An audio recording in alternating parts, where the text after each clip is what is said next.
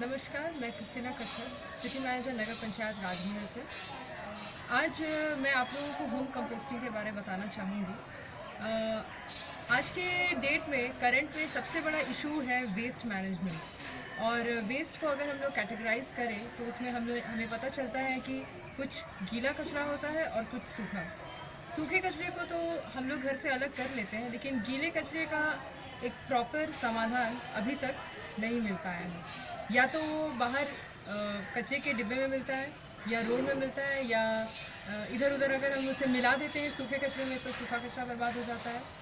तो आज हम लोग एक बहुत ही सिंपल टेक्निक आप लोगों के सामने प्रेजेंट करना चाहते हैं। मेरे साथ मेरे कलीग सिटी मैनेजर जेरी रजिज़ भी हैं, और हम लोग दोनों आप लोगों को बताना चाहेंगे कि किस तरह से हम लोगों ने एक सिंपल होम कंपोस्टिंग अपने रेसिडेंस में शुरू किया है। हमारे यहाँ पे एक छोटा सा गार्डन है जहाँ पे ज़्यादातर ड्राई लीव्स और ये सब की अवेलेबिलिटी बहुत ज़्यादा है। तो एक नेचुरल कंपोस्ट ग्राउंड हम लोगों के ग्राउंड में ऑलरेडी है। तो ये हम लोगों ने लास्ट दिसंबर के समय से किया था। तो ये जितने भी पौधे हैं, एक हम लोगों का नेचुरल कंपोस्ट गार्डन है जिसमें हो रहा है।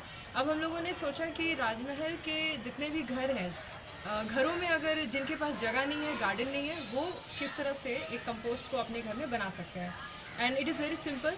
डेली जो हमारा किचन वेस्ट होता है, ग्रीन वेस्ट होता है, सब्जी के छिलके होते हैं, फल के छिलके होते हैं, अगर अंडा कोई खा रहा है अंडे के छिलके होते हैं, उसके अलावा किसी भी तरह का जो सूखा आइटम, जो गीला आइटम जो किचन से निकलता है, जो इधर उधर अगर हम फेंक देते हैं, तो उसको हम एक सिंपल किस तरीके से उसका कंपोस्ट बना सकते हैं।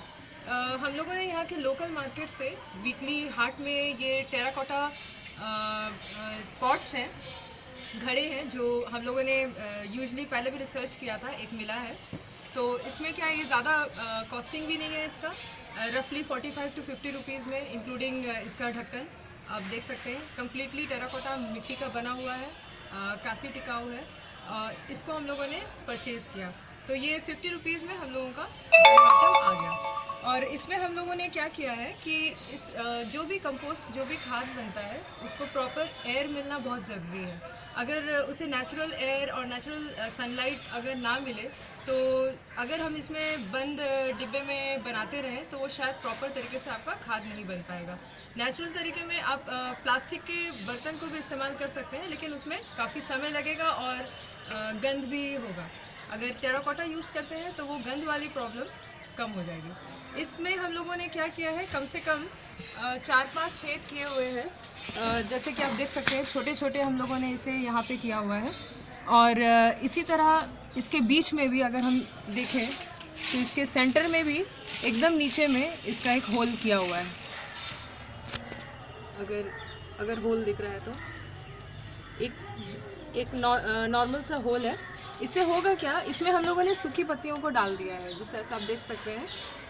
इसमें होगा क्या कि प्रतिदिन के हम लोग ग्रीन वेस्ट को जब इसमें डालेंगे, ये जमा होते होते गलने लगेगा। जब गलेगा तो जो लीचेट फॉर्म होता है, जो लीचेट जिसे कहते हैं, वो नीचे से बहने लगेगा। आप चाहें तो नीचे में एक छोटा सा बर्तन, मिट्टी का ही हो या किसी भी तरह का डब्बा को रख सकते हैं, जिससे कि जब वो बहने लगे तो वो उसमें जमा होगा, आप उसको अलग से बाहर कर सकते हैं।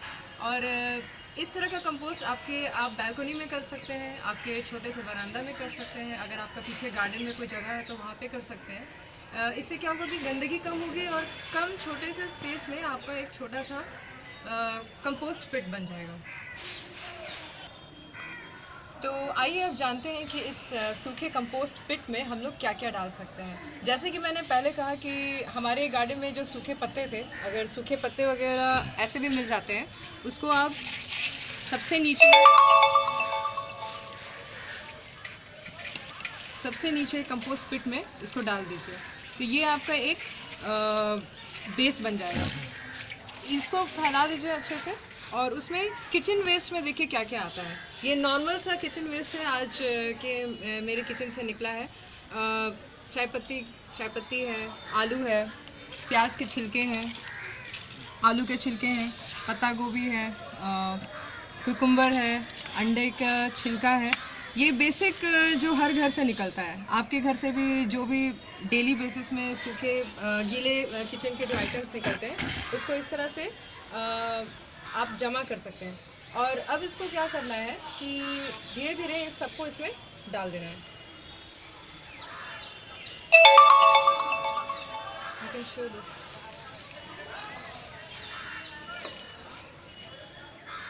जब इसे डाल रहे हैं तो कोशिश कीजिए कि इसको अच्छी तरह से फैलाते हुए, इसमें ऐसा कोई भी अलग से कोई मटेरियल हम लोग नहीं डाल रहे हैं। नेचुरली जो हमारे घर से निकला है उसको हम लोग इसमें मिला देंगे। ऐसे दिखने में ये पिट अभी काफ़ी छोटा है। नॉर्मली लोगों को 2-3 घड़े रखने पड़ते हैं अगर वो ज़्यादा भारी मात्रा में करना चाहते हैं। इसको अच्छे तरीके से मिला लीजिए।